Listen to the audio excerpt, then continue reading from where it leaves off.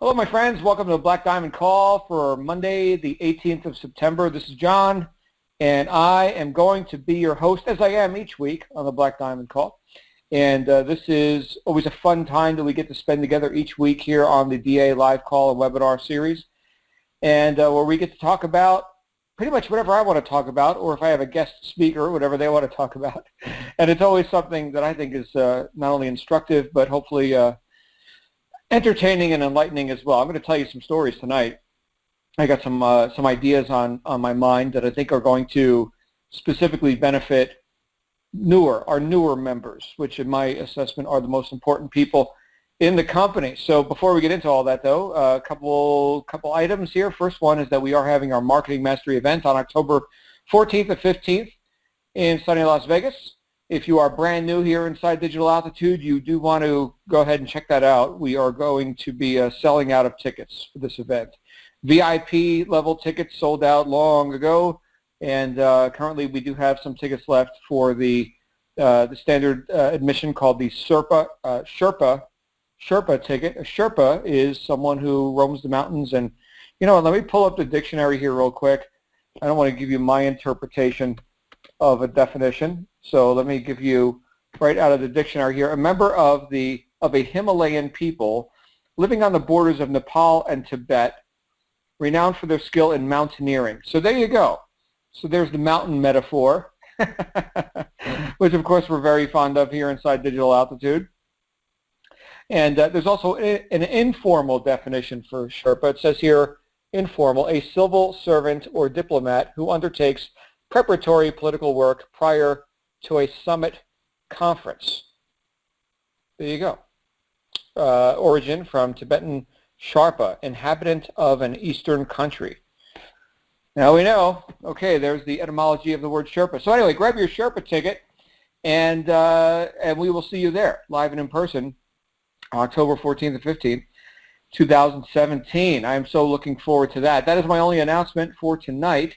So we're going to get right into it. The Black Diamond Call is a bit different in the way that we just pretty much tell like it is. Not that we don't really do that on every call. We kind of do. But this one is where you're going to hear my thoughts on stuff. Me, John Lavinia, how I run my business, how I run my life, and things that got me to the top of my game and multiple millions of dollars down the road from where a lot of people are when you're just getting started. So I want to share these ideas with you, and I'm going to ask you to see how these ideas apply into your own life, into what you're doing, into your business. These are ideas for use. As entertaining as I like to believe I am, this is stuff that I'm hoping you're going to take and use and do it profitably. So the rules are take what you like and leave the rest. And of course, if I say anything that offends you, you'll get over it. That's just how we roll around here. So that being said, I was thinking back to when I was new. I was thinking back to when I was making the decision to get started, to get involved, and to do something with this whole top-tier direct sales industry, which I had discovered. Some of you you guys know about a bit of my story, how I discovered top-tier direct sales. It was after some time of me wandering the wilderness, like a Sherpa, I suppose, although I was kind of on flat ground. I was dwelling in the valleys. I was in the valleys of darkness, working jobs, and wondering what life was about and why a guy as motivated as me, because I was motivated, I was working like 70 hours a week and more, why a guy like me was not getting the traction that I wanted to get. Now, I had failed in multiple businesses. I did a franchise, right? I did a franchise that cost me well over six figures, and again, cost me 70, 80 hours a week, nonstop work. And, I was making above average income compared to, I suppose, the average American, but I'm not here to compare myself to the average. Average, by definition, is unremarkable, right? I'm not here to be unremarkable. Does anyone have a goal to be unremarkable? Like, is that your goal? I think not. Okay, so that wasn't my goal. But I had goals, you see. I had goals, and I was failing to reach them. Sure, I had some wins here and there. It wasn't like a life of, one turmoil after another. There was plenty of turmoil too, but there was, there was a lack of gratification in the area of, my business success. Now, I had some success in other areas of my life, and in my case, I had I had some other decisions that I had to make. This word decision, by the way, is going to come up often in this conversation tonight. I never know what's going to come out of my mouth until I hear it, but I know the word decision is going to come up a lot. That bell is ringing in my head right now. So I had some other decisions to make in my life, starting with the decision to just become a productive member of society. My youth was very troubled. I was not productive. I was one of these rebellious kids who had no purpose and, was running the streets in New Jersey where I grew up and hated school and all that, right? I'm not saying that you have to like school. I'm just telling you what my experience was. In fact, I meet a lot of very successful people who also didn't profit much from public schools, government-run schooling. But anyway, I got through that, and I had to make some decisions about what I wanted to do with my life. And something that was gratifying for me was when I could see a result. Here's the thing, everybody. When I could see a result from my efforts, right? Now, does anybody do you like to put in a bunch of effort and not see a result? Does anybody like doing that? I don't. There is such a thing as deferred gratification, right? And we can all experience that. We all do experience that. I mean, my goodness, we're entrepreneurs. It's not like you spend $1 on your first advertisement and you get $2 back, right? If it was that predictable and instantaneous, everyone would spend $1. In fact, how quickly can we spend $1? Can we do that right now? Can we do it 10 million times right now? If that was the only decision that needed to be made, then of course everyone would be successful. So I was looking for something that I could do that was productive, and for me it was the mechanical fields. I became an automotive and diesel technology guy. I used to work on engines, and I became very good at that. Very good. Yeah, I went to school for that. I did the the courses, and I graduated top of my class. I got a job working in New York City out of Staten Island on New York Harbor, working on tugboats, big locomotive diesel engines and stuff like this. Filthy, dirty work. Living on the boats with drunken sailors for weeks at a time. Miserable. 20 years old, right out of diesel college. And that was it. But it was gratifying in the way that I know how to make machines run, right? Now, coming out of a life of repeated failures and disappointments, that was a big step up. That was like, wow, I know enough about this piece of machinery to get an effect with it. Yes, I was effective. I was the cause, and this machine running properly was the effect. Very gratifying. And that was the result of me making a decision to become a competent mechanic. Okay, so there you go, and I made 40 grand a year or whatever.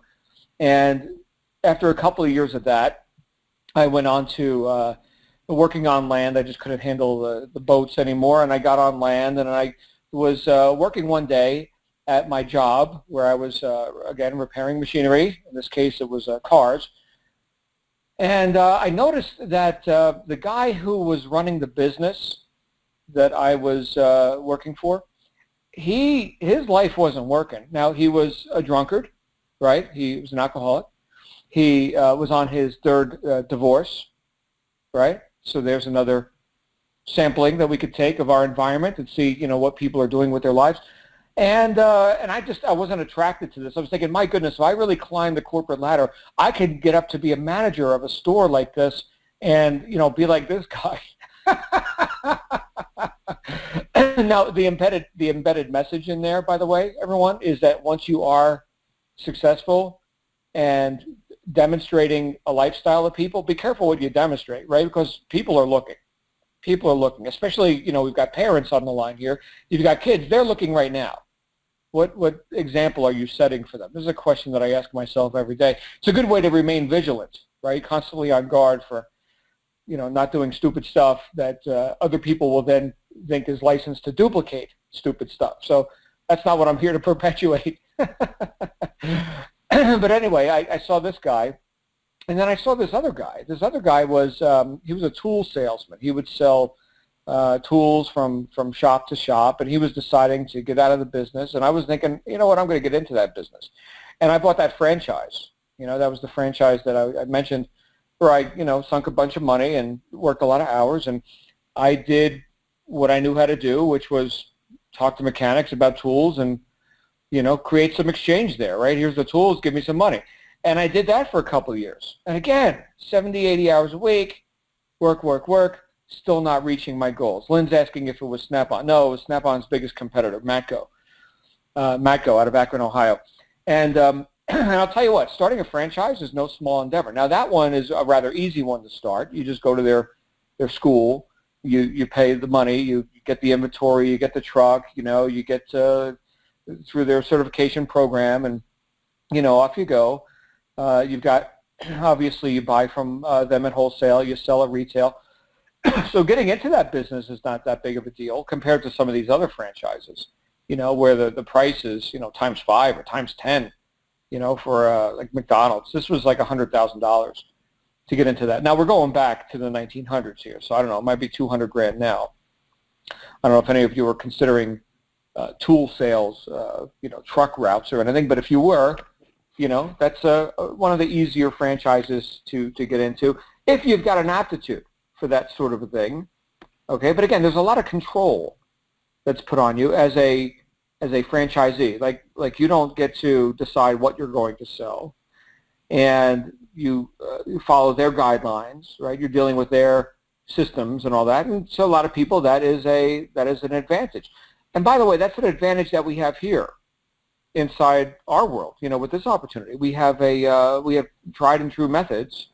What we don't have, very nicely, what we don't have is the 10 billion regulatory considerations of franchising and uniform franchise offering circulars, which I think they call them something else now. Those are all the legal documents and getting your lawyers and doing all the stuff that needs to be done. We don't have royalties or franchise fees that we need to pay.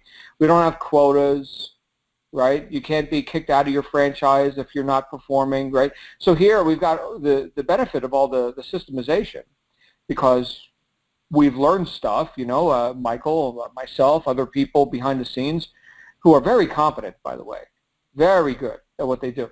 They know stuff, right, because they've been around. We didn't just show up here. We didn't just, you know, fall off the turnip truck and decide, yeah, this sounds cool. Let's do direct sales. No, that's not what happened. Not what happened. This has evolved over a long time now. So, so that being said, I decided to make some other decisions, right, because I had had enough of that franchise. One of my customers, came onto my tool truck. Okay, this is actually a truck you walk inside of, right, like a big box van, or I'm not sure if you're in other countries what you would call it, but like a step van, big box truck. And all the tools are displayed inside. I got my computer in there, and I'm doing business. And one of my customers, some of you have heard this story before, one of my customers walked onto the truck and said, "Hey, John, you seem like a pretty sharp guy. You keep your options open on ways to maybe make some more money?" Now, here I was working 70, 80 hours a week, dealing with shipping, receiving, issuing credit to people who, for some reason, couldn't pay their bill. They've got a different excuse each week. The most common excuse, by the way, in that field was, "Man, I spent the money at the bar with the girls and the this and the that." Okay, got it. So we're talking about like $20 a week for the revolving credit account. No big deal, even interest-free, and they still couldn't come up with the money. But so there you go, right? And this guy walks onto my truck, and he's asking me if I keep my options open because I'm a pretty sharp guy. Yeah, I do keep my options open. Thank you for noticing I'm so sharp. What are we talking about here? Next thing you know, I was at my first ever multi-level marketing presentation. Now, anyone here ever did any of that? Multi-level marketing. And it may sound like I'm saying it disparagingly, and I'm not. I see Danielle. I see Chris. Yes, okay. The big A, right? We're not going to say the name of the company, but it starts with an A and ends in a way, you know. But but yet, multi-level marketing, brilliant concept. Oh my goodness, brilliant, sign me up. Sounds awesome. Yes, multi-level marketing. We're all going to do a little bit. and then, because we're all doing this big thing where, we each do a little bit, and then ultimately, the leverage of all that, the duplication, you see, the duplication, 5 get 5 who get 5, and all you got to do is, dress up in a suit, bring them to the meeting, and we're going to draw circles, or do hotel presentations, or draw circles on napkins at coffee shops, milk and cookie parties. Danielle's saying it didn't work for me. Yeah, well, guess what, Danielle? It didn't work for me either. My best year doing that stuff, I wound up folding the franchise because I just couldn't handle it anymore. It was just terribly stressful and not gratifying. The brochure was better than the actual doingness of it. But hey, some people love it. Some people are in a franchise for generations. Okay, yeah, that's fine. Do that then. But for me, it wasn't my thing. This whole idea of home-based business and truly being on my own and having, yes, a product line that I didn't have to manufacture, that's nice. And yes, accounting teams and people who take care of compensation plans and all that, well, that sounds nice. And since this concept is so great, right, and it's so appealing, and millions of people are involved, certainly there's going to be a glut of people who I know who are also bright and who keep their options open. There's got to be people that I know that would want to do this. I mean, after all, I want to do this. So I started contacting people I know, which, by the way, was the only marketing method ever taught. Make a list of 100 people. You need some memory joggers. This was actual training. The memory jogger list. Who's your plumber? Like really? And when you were a kid, who was the guy that did who groomed the dogs or something, right? Get out the yellow pages, start at A, and start going through and reading the various professions, you see. And I suppose, what's something early? I'm thinking aardvark, that would be like the dictionary. So what would be like earliest in the yellow pages that you could find? Attorney, no, that's AT. Something earlier than that. But anyway, start with A, go to Z. Memory joggers. I see Danielle here. Lol, my friends were never as motivated as me. The list was not people I would want to start businesses with as much as I love them. Yeah, Danielle, exactly. So they didn't qualify for your business time. They may have qualified for your social time if you guys have other things in common. Entrepreneurship isn't one of them, though. That's not one of the things you guys had in common. Well, guess what? Now think about this, we're enforcing a method which may not be workable for a lot of people. However, in that world, that was the only method taught, right? In fact, I was talking to one of my students, Mary over in Queens, New York. Mary, if you're listening in, we love you. You're awesome. Glad you're here. So she was like, yeah, you know what? I want to learn marketing because I don't want to call my friends, family, neighbors, or beat the street, or, however it is, the 3-foot rule. Anyone who could fog a mirror is a prospect, right? And in Queens, New York, I suppose that could be anybody on the street, right? I mean, it could have some guy sitting on the corner asking for a change or something. Hey, you look pretty sharp. Do you keep your options open? I mean, I don't know. Where does it end? Where's the threshold of disqualification for that? Well, if that's your only method, the threshold is really pushed way far out. Way far. Way. Okay? So now here we are learning marketing, which is I think much more resourceful because out of all the people there's like 7 billion other people that you don't know yet who actually, some of them actually are interested in like being sharp and keeping their options open. Yes, there are really people, by the way, all of you, right? And me, right? We're the people we're looking for. So there's going to be some marketing, there's going to be some sorting involved. This is not directly where I wanted to go with this tonight, but just to give you some backstory here. So here I was in this multi-level marketing thing. And it was painful. Again, not to disparage MLM, right? The concept is brilliant. Brilliant. Now, if we could do something about that last M, the marketing, right? If we could actually learn something, we could definitely succeed in that sort of a business model. I think I could. But you know what? After a couple of companies and thousands of dollars down the drain, and joining the NFL, right? No friends left. I decided I'm just out of desperation. I got to get a job. I mean, I've got to take care of business here and be responsible and pay bills and living off of my wife's, she wasn't even my wife yet at the time, but we're living together, and, we've got this, apartment we got to pay for, and she's a school teacher, right? Oh, Laura liked the NFL acronym. Yes, the NFL. So I get a job, right? Now, during this process, right, starting from, franchise and selling tools, actually starting before that, because I had a band that I was running before the franchise. This is back when I was still a mechanic. I ran this, it was a heavy metal band, so we weren't like making big money or anything. In fact, we were losing money. You can consider it more of a hobby, especially in that type of music. But, we were getting shows and selling T-shirts, and I got into communication. I learned a bit about a communication. This is something I decided I had to do because I wanted to succeed. Whether we're talking about the band or the franchise or the multi-level marketing, what's one thing that's in common with all those things is that we got to get it sold. We got to get it sold. Now, unfortunately for me, I never had like a whole lot of formal sales training or anything, but I did pick up some books, mostly on personal development, and some books on sales and the philosophy and the psychology of successful salesmanship and all this.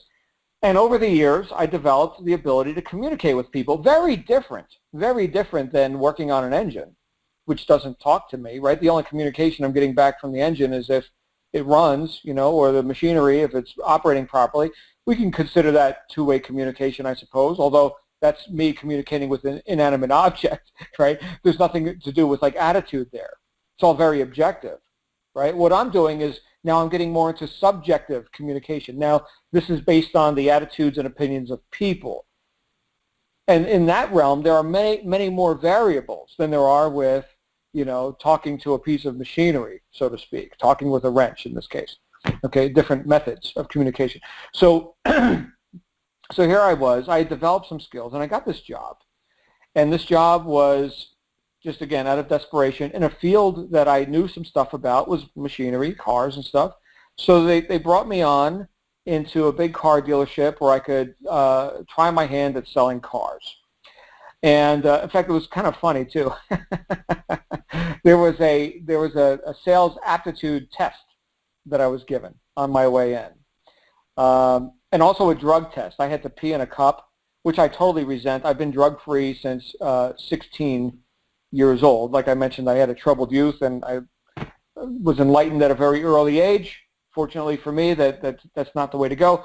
So yeah, there you go. Here I am, the soberest guy probably in the state, and I get to pee in a cup. But hey, that's what you got to do.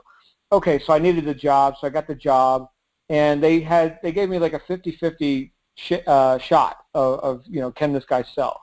I was like halfway approved, but they decided to bring me on. Anyway, I became their top guy. So much for the sales aptitude test. But you see, here is something that I had an aptitude for, and here's where we're going with this tonight. Yes, I had an aptitude and a natural affinity for machinery, in this case, transportation machinery that people would like to have in their life, in their garage and in their driveway. And it's going to solve their transportation problems, and we're going to do it in style, and we're going to do it with financing, and we're going to do it right here, right now, today. Okay. So, yes, I succeeded with that. And I became a sales manager, and they put me in charge of this newfangled thing called internet sales, internet lead generation, business development. And so I learned the ropes there, and then I started to develop the ropes myself. And again, became very good at this. But you know what? This was a bit of a trap. Here's what I want you guys to consider. I was again being gratified. I was able to do something where I had limited risk. Okay, I was in a job situation. I wasn't buying the car inventory and putting it on the car lot. Okay, but I was investing 70 hours a week of my time, sometimes more, right? What's called bell to bell in the car dealership world, where guys are working around the clock, right? No food, no sleep, that sort of thing. Actually, they'd bring in the food. We had a roach coach that would come around. That's a slang term for a food truck, food, catering. out of the side of a truck. You know, they pull into the warehouse-sized place. You see these at sports arenas and stuff. They come in, they open the side door of the truck, and there's like this big restaurant inside there, and they're cooking up the greasy food with the French fries, and today we're doing the chicken, and you know. So I was eating off of a truck every day, right, off the roach coach, and I was actually losing some of my previous decisions to be healthy, right? Because here I was out of desperation working this job 60, 70, 80 hours a week, eating crap food and not exercising and losing my fitness, which is something that I decided to do right around that same time. I decided to live a clean and sober life. And so this was taking its toll. I never had like social time with my fiance, you know, at the time, my wife now. And, I got to the point where it was killing me. It was killing me. I had a situation that had developed, a stress-induced situation, ended me up in the hospital. And doctor was like, hey, you know, this is right after I got married. Doctor was like, yeah, this is killing your husband, right? I was 32 years old. 32 years old. Now, here's the picture. Okay, I just talked for 26 minutes painting a picture for you. Here's the picture. I had failed in multiple businesses. Okay, I had ended up in debt and then taking a job out of desperation. I had done the franchise thing, right, which I wouldn't call a failure. It was more of just a lot more work than I had intended or expected. And so here I was in a condition where I had to like make this money, but it was actually killing me bodily. What to do? What to do? And some of you know my story is that I wound up, after recovering a bit from that hospital incident, I found an advertisement. Actually, in my case, it was an advertisement that someone had put on my car in the form of a business card-sized flyer. Piece of crap, too. It was not, like, well done. It was just like a piece of cardstock with some black ink on it, you know. But it was talking about making about $20,000 a month, which was my goal and had been my goal for years. Okay, here's where we're going tonight with this.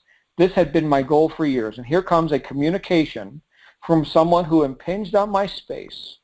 Yes, they impinged on my space. They did what's called marketing, okay?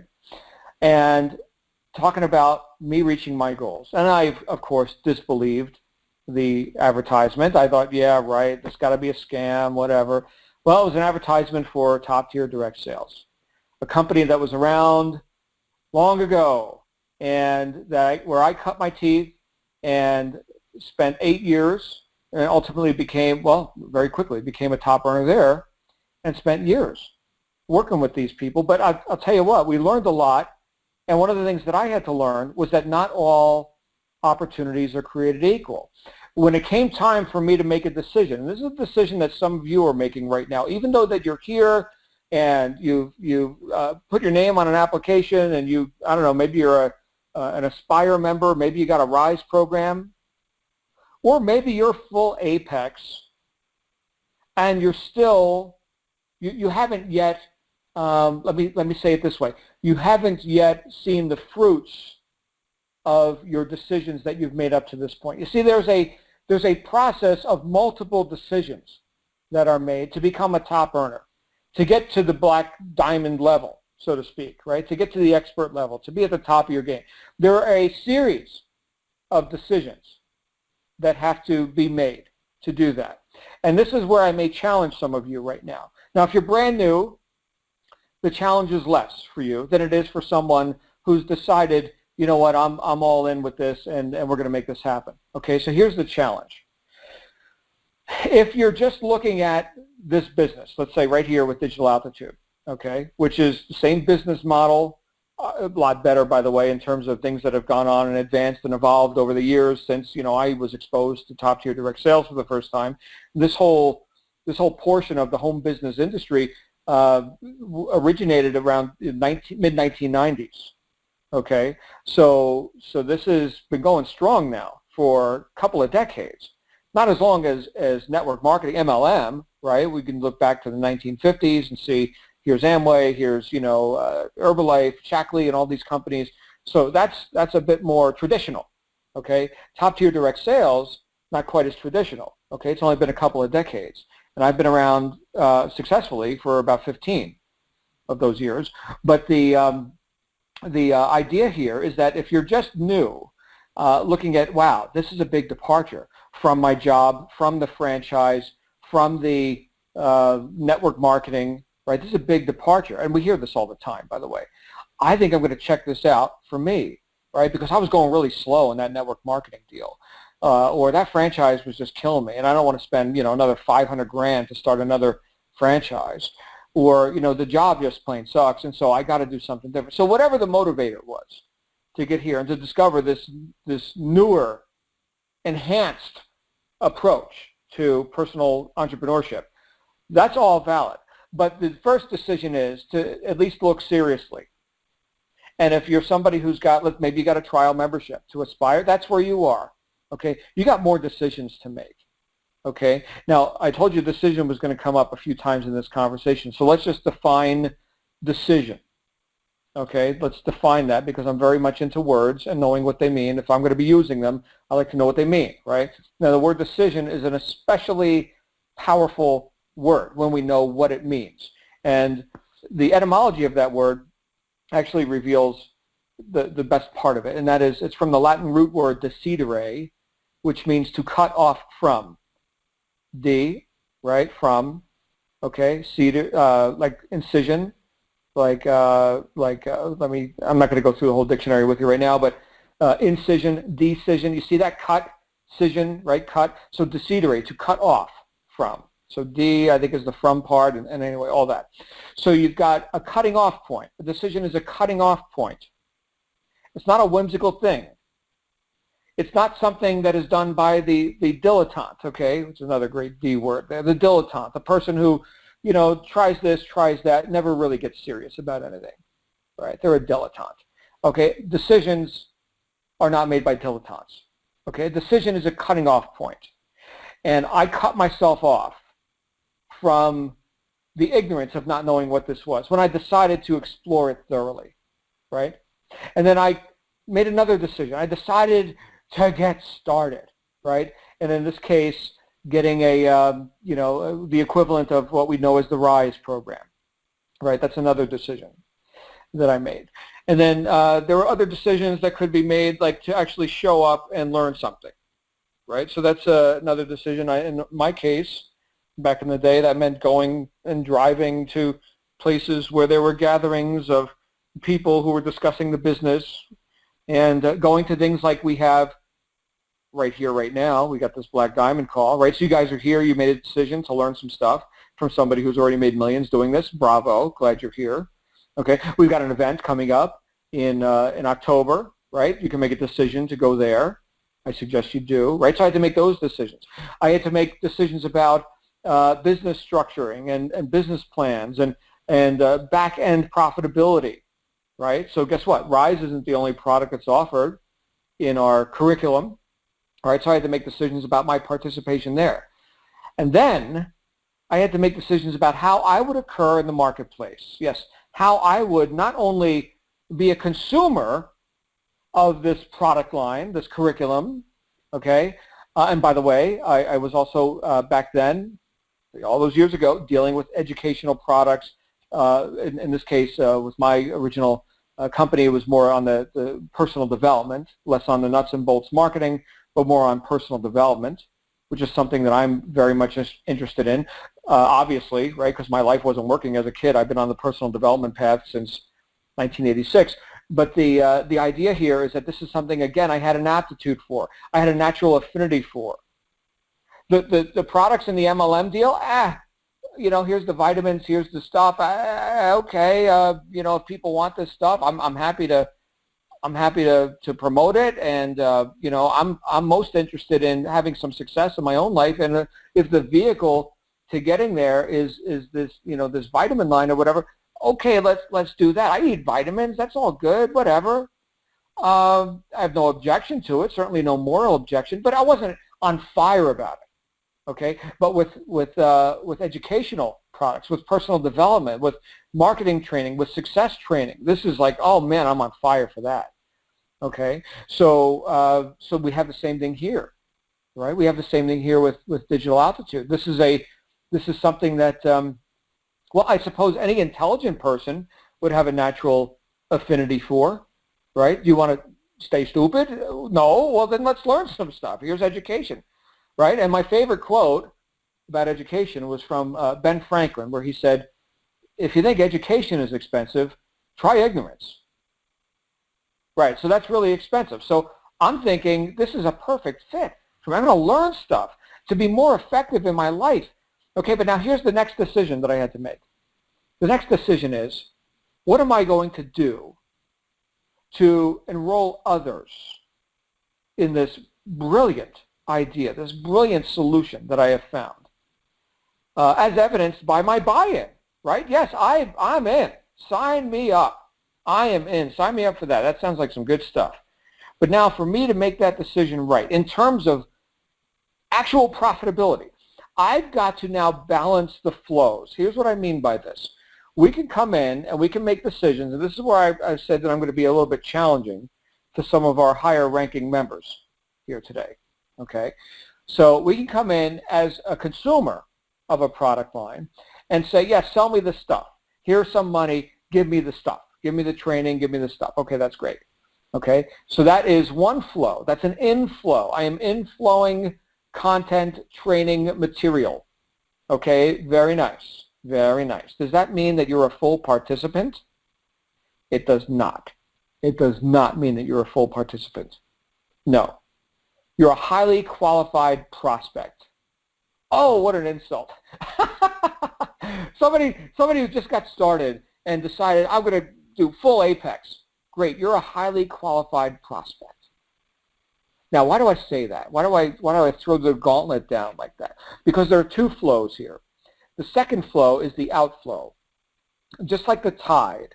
The tide goes out, the tide comes in. It doesn't just go out or it doesn't just come in. It's got to go both ways. Has to, by law. Okay? And I've seen people who are, like, I'll go again back to the MLM field, where you've got like these conference call junkies.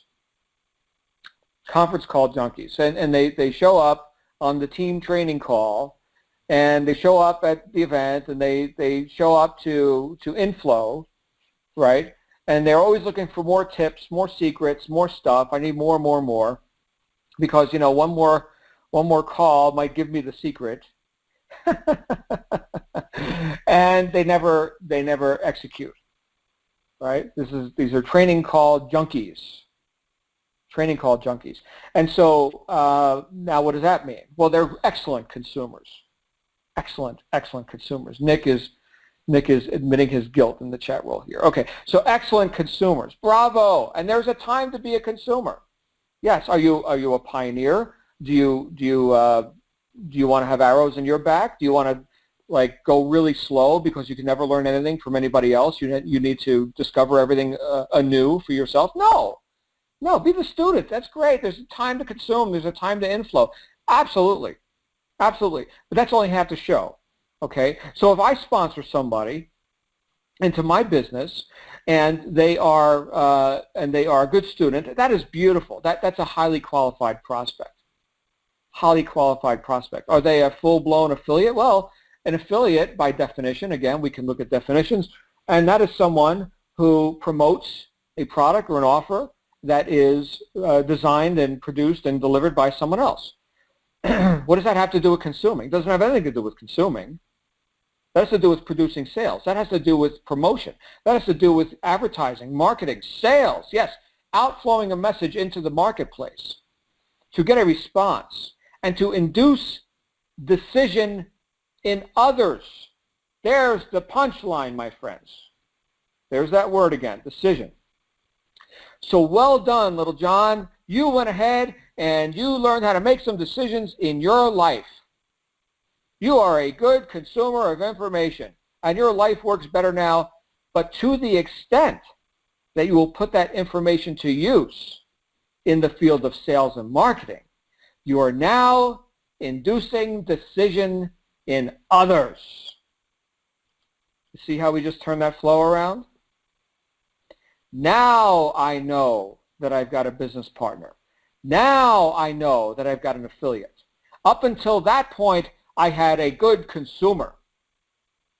But now we take the material and we put it to use. Yes, my friends, training is for use. I know that may be a shock to some people. and like the MLM people, Jagdish is saying holy something in the chat roll there. The light bulb just went on for Jagdish. Okay, very good. So here's the thing. I'm in my MLM deal, and I need to buy $100 a month worth of jungle juice, and I really don't like the jungle juice, but we got an extra spot in the garage. We'll put it in the garage, and you know what? I'm sure we can give some samples to people, and next month we'll buy some more of the jungle juice. We're really good consumers, and I'm sure that at some point, you know what? This is all going to work out for me. But what's missing? What's missing, my friends? Marketing. That's what's missing. Marketing, yes, they are very good at inflowing jungle juice, but can they put it out into the marketplace? They have been able, yes, they have been able to make a decision to buy the jungle juice, but can they induce that decision in others? Remember that aptitude test I told you I had to take when I was getting my first sales job? Oh, funny stuff. Funny stuff. Yeah. There is a sales aptitude test, by the way, and it's happening right now. It's happening right now, but it's actually more of a decision aptitude test, right? Can you see the tide go out and come in? Can you see both sides? Can you see both flows? And can you see yourself being cause over that? Can you cause these currents to move? That's the real aptitude test. And that's where personal development comes in. Because if we sit around like a consumer, like the effect, okay, and never reverse that flow and say, oh, I'm the cause now. I'm the producer. I'm not the consumer. Now I'm the producer. Yes, there's a time to consume, but there's a time to produce. Okay? And now there's a time to be cause, and not just the effect. I'm going to be the cause. Right? Just like you decided there's a time to be an entrepreneur, not just an employee. Yes, I can learn stuff, I can be a student, but when it comes to my own immediate financial future, I'm going to be more causative. I want control of that. Right? You see, you've reclaimed some of that causation in your life. Okay, so now, can we induce that in others? The answer is yes, we can. We can. But again, the prerequisite to that is that you're fully enrolled yourself. In other words, that you've made decisions based on your own high level of affinity for the offer. We've talked about this before on these calls, okay, that you have sold yourself. And you are sold yourself. And now you can induce decision in others by simply outflowing a message, causing a response, right? This is direct response marketing. There's nothing vague about it, right? We put a message out there. Somebody clicks on your link. They opt in to your lead capture page. And if you're brand new here and you don't know what I'm talking about yet, you're going to be trained on all that. Don't worry, it's all coming.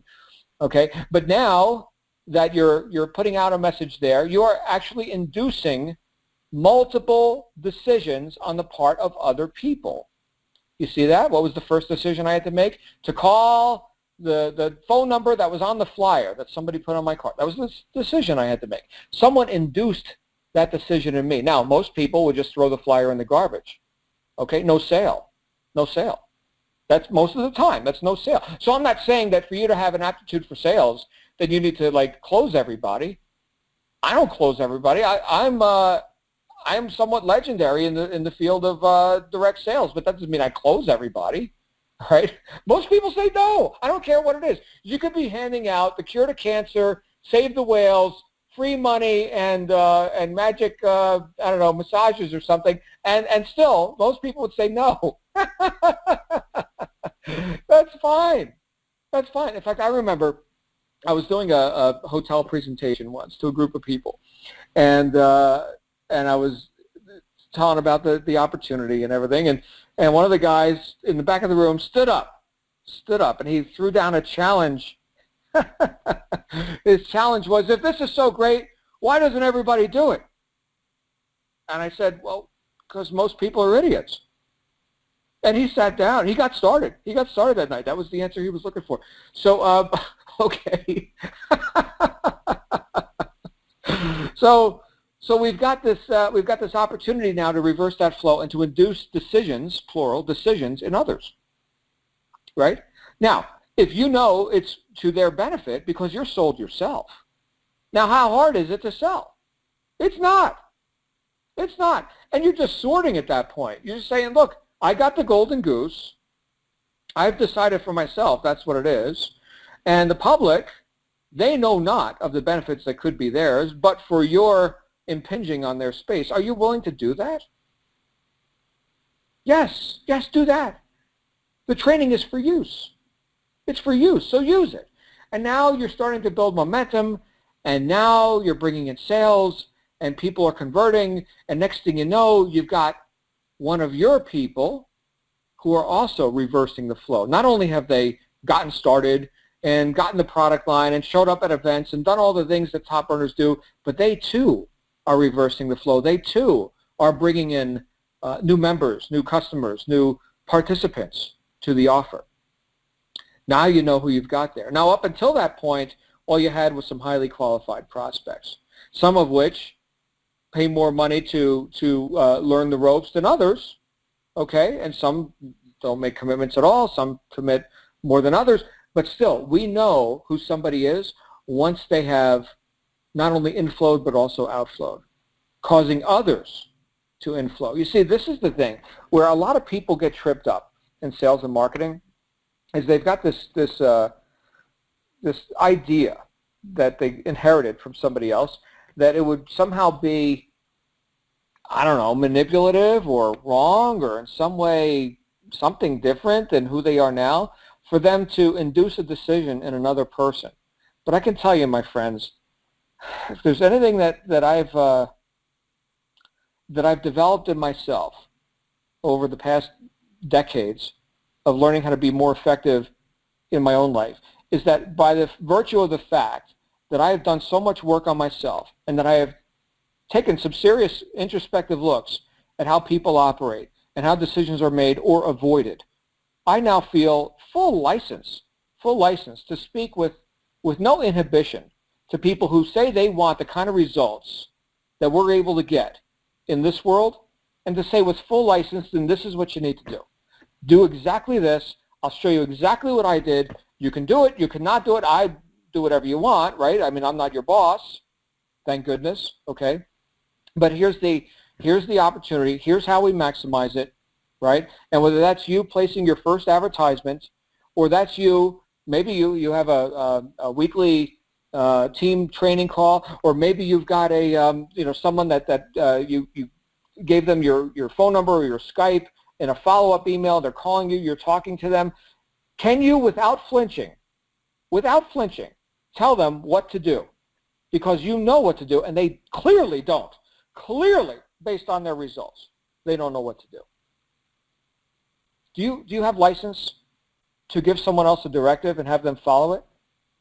If not, that's where your work is, like starting right now. And that's why I say personal development, that sort of, self help and personal achievement type education, studying books on psychology and philosophy and stuff like that. That's why it's so huge. It's so huge because you're the most important piece of that puzzle. And if you can't induce decision in others, you close nothing. The first transaction is, give me your email address and I'm going to give you some good information. That's the first sale. If any of you have generated a lead, even one lead, you've made a sale. You've caused a transaction to happen. You've induced a decision in another person. Does that feel weird? Did you manipulate them? Well, no, not unless you're lying on your lead capture page. Now, a lot of you are using our stock lead capture pages, which we've got a nice variety of. So I can tell you that's on the up and up. Okay, now unless you're creating your own stuff where you're saying, instant millions today and, bikini babes on the deck of your boat by tomorrow, okay, you're an idiot and you're only going to attract idiots. Okay, but that's not the kind of people we tend to attract here, right? So can you do that ethically? Of course you can do that ethically. I've often said to people who I've coached, Hey, look, if the truth isn't good enough, go sell something else. You don't need to embellish or fake it till you make it or whatever that means. Just sell it to yourself so you know what you got. And then you've got full license to induce action and decision on the part of others. And if not you, then who? I'll tell you who. Another top earner. Somebody else who's not only just inflowing, but is also outflowing, unapologetically outflowing, causing stuff to happen in the marketplace. Cause, not effect, cause. That's what we're looking for you to be. And the message is different for all of us, right? I signed up a lot of blue collar, tradesmen, right? Why? I was a blue collar tradesman, right? I speak that language, right? They're tired of getting their hands all bloody, freezing underneath a truck on the side of the road in Linden, New Jersey in the middle of winter with the ice and sleet. Yeah, I know what that's like. I did that for years. Okay, so think about it. Think about what language do you speak and what market can you penetrate unapologetically and induce decision in others. And now we know who you are. Now we know who you are. And so will the marketplace. See that? We started our week this morning with Cassandra talking about how you occur in the marketplace. And this is a habit that you will develop one way or another, right? You could develop the habit of being a ghost, right? That's one way you could occur in the marketplace as an invisible person. You could develop the habit of the helpful person, right? You're caring and you're nurturing and stuff. That's one method of marketing. That's fine. You could develop the habit of like the hard-charging leader type, right? That could be the character that shows up in the marketplace. No matter what, you're going to develop the habit of showing up as something. So we can be deliberate about it, but it's not like you need to fake it or anything. I think you guys all know how I show up. You're seeing it right now, right? I suppose if I had to describe myself, intellectual philosopher, driver, right? Like a hard-charging driver / analytical thinker type person. Coach, mentor, advisor, author, thinker, right? That's who I am. Now, people who are just looking for, beer parties and like online marketing is supposed to be, how much debauchery can we conjure up in one weekend? They're not so attracted to my message, right? You start quoting Emerson and stuff like that, or Johann Goethe, people run in the other direction. That's okay. That's not my market, okay? But you're going to show up as something. You don't have to fake it. Just decide who you are and be that. And the point is to be that. And as you be, so you do, and as you do, so you have. Be, do, and have. But don't neglect the doing part. Don't neglect the doing. And are you going to succeed every time? No, you're going to fail most of the time. I'm just telling you, that's sales and marketing. Engineers have a real hard time with this. Analytical people, mechanically inclined people like me, I had a real hard time with this. This was like, you mean 80% of marketing falls on deaf ears? So success is like being right 20% of the time? Yeah, that's it. Don't tell that to an accountant or an engineer or mechanic. If I was successful in having the machinery run 20% of the time, you know what I would be? Fired, right, fired. Reminds me of a quote by the late Vince Lombardi, the football coach. He said, if you're not fired with enthusiasm, you will be fired with enthusiasm. Good stuff, good stuff. So my friends, my message for you tonight is to decide who you are, and who you are as a producer, not just a consumer. Okay? And with full license and full ferocity, go into the marketplace as whoever you choose to be in the marketplace. Induce decision in others, unapologetically. Okay? Because right now people are starving for leadership. I love it when I meet a good salesperson. Somebody, please help me make a decision, because there's like 15,000 TV sets here in this Best Buy or whatever electronics store, and I want the best one for my needs. Somebody, sell me something here. Don't stand around like mamby-pamby tour guide or something. Give me some data. Move me in the right direction, damn it. Okay? We're not going to piss away time like we're all immortal here. Let's make a decision. And thank goodness I found somebody like that in my life.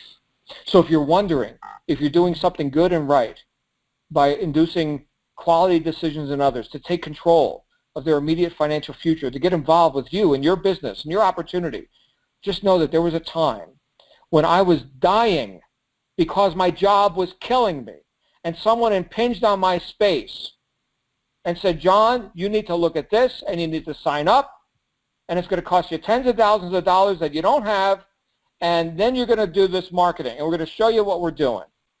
And if you do this, these are the results that we're getting. You can either follow us, or I suppose there's your job. You already know what that's about. Choose. You can pick whichever road you want. We personally don't care, but we hope for your sake you get started. Thank you for the messengers who were in my life, who helped me make some decisions when that was like the furthest thing from my mind. I was just surviving, barely. Tell you what, my life has changed, if that isn't already glaringly obvious. Yes, my friends, I'm here to attest to my life having changed. Anyway, I thought I was going to talk for like 20 minutes tonight, and of course, whenever that happens, it's an hour. I see your feedback in the chat room. I'm going to go ahead and open it up for Q&A and commentary. If anybody wants to come out, we can certainly. So if you guys want to come on out, I see we've got an intimate crowd here tonight, smaller group. So if you're afraid of talking live, there's only like a handful of people here with us. So we're all amongst friends. You can raise your hand. I see we got Llewellyn coming out here. Hey, Llewellyn. Llewellyn, you're live on the air. Hi, John. Thank you very much again for the inspiring call that you did tonight. Well, thank you, Llewellyn. It just made me think, and I think I need to tell this also, for everybody in the DA journey, you're going to get a lot of speed bumps, a lot of potholes, and this is what I've experienced, frustration sometimes. And I know you're talking about outflowing, John, and I do get it and I do understand it.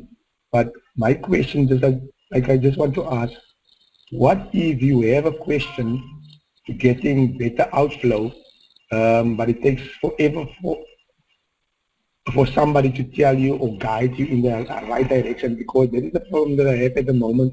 Sometimes I do have questions because I don't know nothing about digital marketing and I'm just starting out.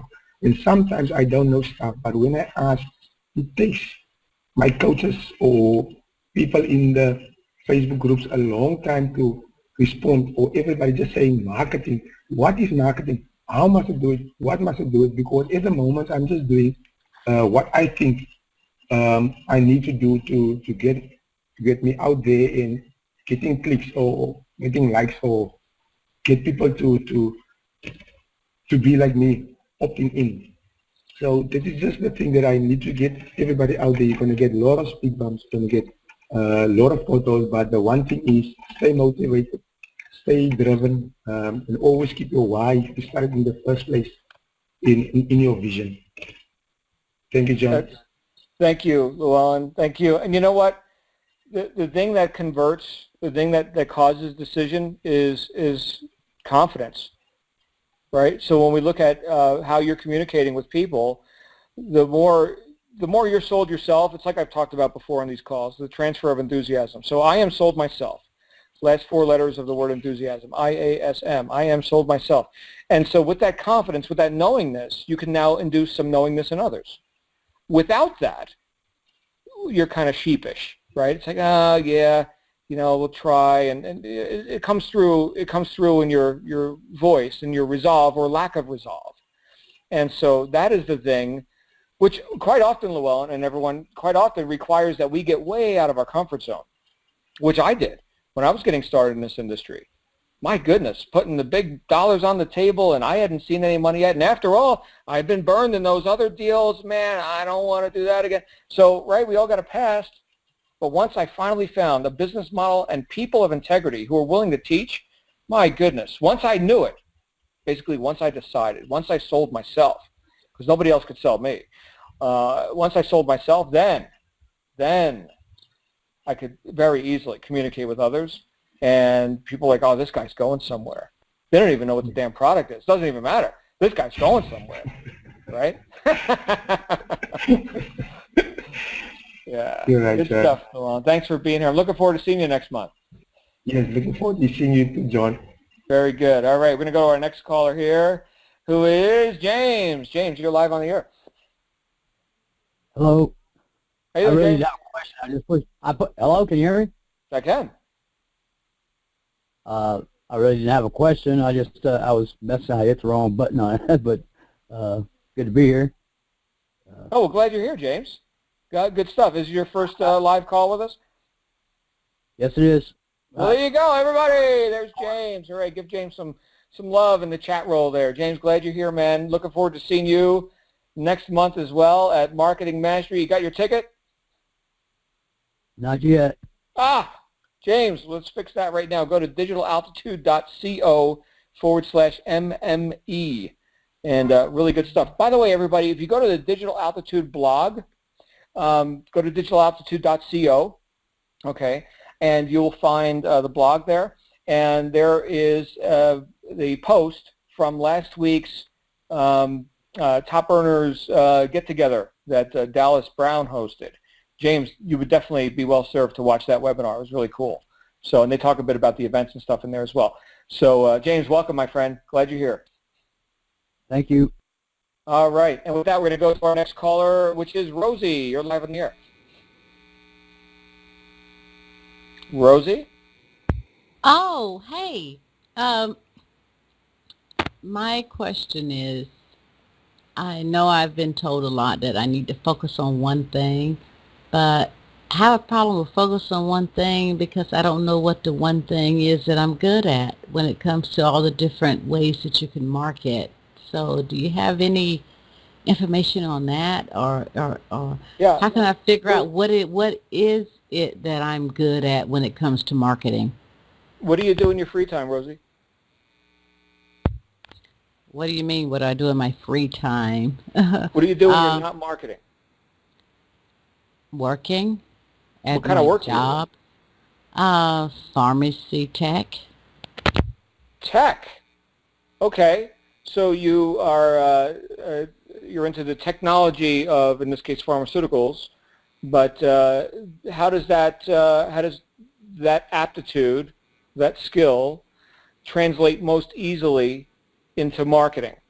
And I have an idea, although I don't want to enforce my ideas on you.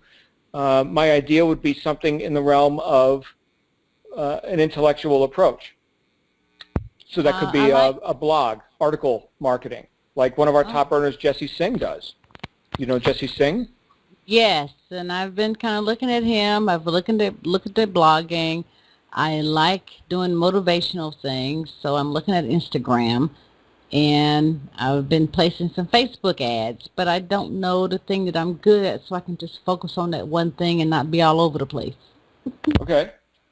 Well, there are, I would say, if you're interested in ads and also into like social media, then pick one of each. Okay, so let's say that you did, with your technical background, and I've never been a pharmaceutical tech, so I can't speak intelligently about it, but you certainly have to have some sort of attention to detail, I would imagine, right? You don't want to give the wrong drugs to the patient or whatever, right? Am I right? That's very true. Very true. Okay, good. A lot of attention to detail. So you've got the blessing of attention to detail, which some people don't have. Some people can't actually see the instructions. Like when I give somebody instructions, like they need to be told a few times because they have a blind spot sometimes. You don't have that blind spot, or you wouldn't be in that job. So you're able to see accurately things like instructions and statistics and things like that. So for somebody like you, while you've got a bit of creative streak while at the same time analytical, maybe get into banner advertising, right? So now are you familiar with banner advertising? Oh yeah, I had banners in the background in my mind, but I've not tried them yet. Well, there you go. Look, everybody, anyone who's got the question of what should I do, here's the answer. What's the thing that you've been thinking about doing that you haven't done yet? That's it. That's the one. Do that. Okay. All right. That's a new avenue. That's something I can try. Oh yeah, and it gets to be fun too. You get to be creative, and at the same time, you get to bury yourself in statistics if you like. I mean, you don't have to go crazy with it, but still, right? You'll see about what is this ad doing? What is that ad doing? Where are you placing that ad? And maybe you're into some trade journals, or like in terms of like print ads, or on the what kind of websites do pharmaceutical techs hang out on, or similar kind of things. Like I was a mechanic, but I also had construction, contractors and other tradesmen. It doesn't have to be specifically diesel mechanic on a tugboat. Okay. No, but a tradesman, right? So sort of broaden that and get into that conversation with those kinds of people, and you should have no problem developing some momentum with that. I can tell you, for me, Rosie, I'm a talker. So for podcasting, videos, stuff like that, I love it. It's effortless for me, which is why I asked you, what you're currently doing with your free time or with work, or things that you already have an aptitude for. Right. Some people would never get in front of a camera. For me, oh my goodness, give me a camera, give me a stage, give me a microphone. All right, I'm not the camera person, but banner ads, I've been looking at the ones that I do have in the back office, but I haven't promoted them yet. So I'll start.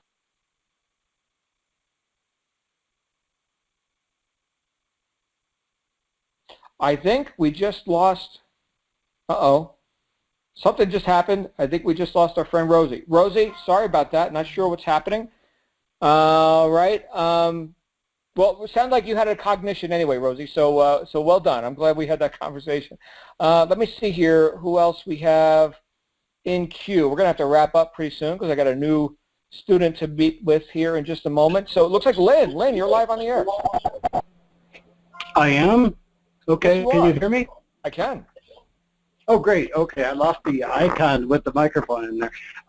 Yeah, it's been great. I got a real surprise today. I've been having a difficult time getting some leads generated, and I tried some different things, and on my page it says 293 leads, and I think I'm going to get excited. I think I've been excited. Good stuff, Lynn. Well, congratulations. Sounds like the momentum's coming here. You're outflowing, and therefore, those who outflow must inflow. Here come the leads. Yes. So, good stuff, my friend. Well done. It's just the beginning. That's right. All right. Thanks for being here, man. And, again, we lost Rosie, but we're going to go ahead. We got a couple more people in queue. We'll take the next few, and then we're going to have to wrap up. So thanks again, Lynn. And looks like Theogeny, you're on the air. Am I saying your name right? Right. Theogeny Sanzi. Hey, welcome. Thank you, John. I'm calling from Tennessee, Knoxville. I'm sorry, what was that? I'm calling from Knoxville, Tennessee. Knoxville, Tennessee. Very good. Yes. You're live. Yes. My question is that, I'm a RISE member, and I'm still new, but I have taken almost 2 years trying to follow up about Aspire program, and I've been distracted by not make decision, as you said, because I follow a lot of different, distracted by different companies and programs which are scammers. I gotta say that because they showed some system which are not proven like Aspire. But I got like 3 months being a member of Aspire, and I didn't have any possibility to go to be like a peak or attend like a IPEX, and I don't have any possibility right now to go to MME. But what I would like to ask you is, how can I go in good way in order to achieve my goals, as long as I believe in Aspire and digital attitude? What can you help me right now as like something like good decision we can make? I'd say the best decision you can make right now is to decide that you're actually going to reach these goals. Stop talking about what you can't do and start looking at ways that you can do. Something as small as getting down the street to Las Vegas in a few weeks to essentially completely completely accelerate your growth, my Yeah. goodness, what does it take to do that? Grab a Greyhound bus ticket and a Sherpa ticket to the event and just get there. You can find a roommate, I'm sure. If it's a money thing, right? We're not talking about big money here. This is a gift. Okay. This is a gift. Okay, I hear you, John, and that was my question. Anytime I think about it, I was thinking about to take Greyhounds, and it's not different or difficult to attend there, but sometimes, I be skeptical about money, but that like a ticket, I can grab it, but I don't know. I need to get more elaboration or more information about how it gotta be and how it can be, because I just take Greyhound, and I don't know how much you can spend for one person, because I don't expect to go maybe with any partner or another person according to my financial statement. But I was thinking that how much somebody estimate how much somebody can cost without ticket and other things like a spend. Okay, well, since we're obviously way off topic with the call and also out of time, I'm going to ask you to get back with your coach. Are you working with a coach right now? Right. Because tomorrow I start my trainings. Oh, you're brand new. You're brand new. Yes. Okay. Yeah, Well, man. Yes. So, look, great respect. Congratulations for coming out live on a call, right? You're brand new here. Yes. Much more is about to be revealed to you. So, Diogene, you're in good spot. Okay. And this is all going to work out. You're brand new. So, yeah, you'll see. Everybody in the chat roll could also tell you there is a lot of assets here and advantages for you, which you haven't even seen yet. You're going to do just fine, my friend. Right. Thank you so much. Oh, you're welcome. You're welcome. Unfortunately, I only have time for one more, and then we got to wrap up. So we're going to go ahead and hear from our next caller, which is Laura. You're live on the air. Hi, John. Hey, how you doing, Laura? Hi. Pretty good. I won't take too long. I just want to say thank you again for your input. It's always so valuable. I mean, what I got today about what you were saying is the first thing is that I'm a great consumer, and that's something that's good. But now it's time for me to become that, what do you call it, to an inductor? Producer. A producer. An inducer. A producer, okay. Yes. You are, as a producer of a marketing message, you are now inducing decision in others. A decision to opt in, to learn more, to buy something, to participate. Yes, the producer of sales and marketing is the one who does that, who induces that. Yes. Right. And Laura, you're such an awesome lady. I know you personally. For anyone who's wondering if I know Laura, yes, I know Laura. I was Laura's coach. You're a graduate now, Laura. Okay? So now it's time for you to make your mark. Right? Unapologetic. And I am. Make your mark. That's what I'm doing. I've been working pretty hard, and I think I've learned everything that I need to, and I'm getting ready to work on to promote with my own funnel that I created. So I've been learning about the lead pages, capture pages, everything about it. So now, yeah, I'm ready. And just one last thing, I'm really looking forward to meeting you in Las Vegas and inviting everyone who's listening. It's a must that we go for every reason in the world. We owe this to ourselves, and I understand that money is tough, for most of us at this moment. But we definitely need to find a way to get there. I have my ticket. I have not booked the flight yet, but I'm doing that this week, and I'm just so thrilled to be part of DA. Awesome stuff. Thank you, Laura. Thank you for being here. I'm so looking forward to meeting you in person for the first time as well.